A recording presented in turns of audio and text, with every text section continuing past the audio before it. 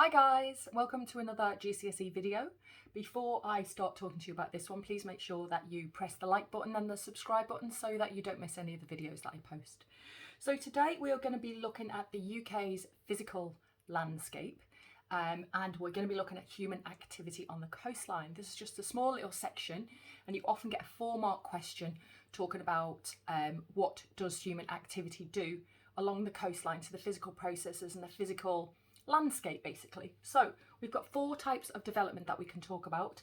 We can talk about housing and offices, which is development. We can talk about agricultural land use.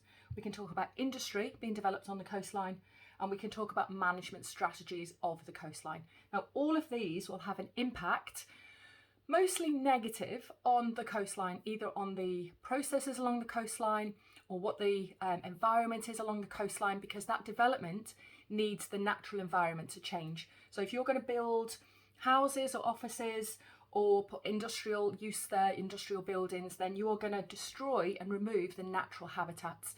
So there's a lot of impact there.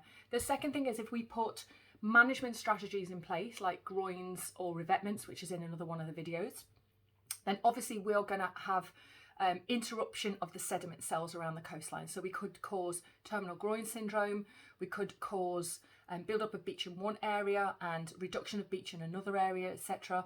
We could change the sediment budget around that bit of sediment cell. So most of these impacts are negative. So all of these affect the natural environment. And we have a loss of biodiversity, as I said before.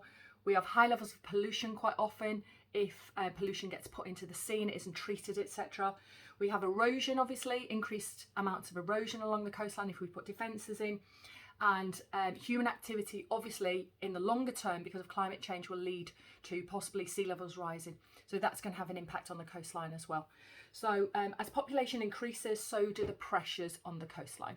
So for these questions, which, like I said, will probably come up as a 4-marker question, then you're looking at some of these, 2 of these maybe, and saying what the impact is going to be. So you could talk about loss of biodiversity because you are building on the coastline and removing that natural vegetation.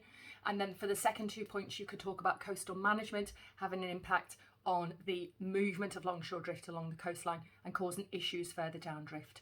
So that is human activity on the coastline.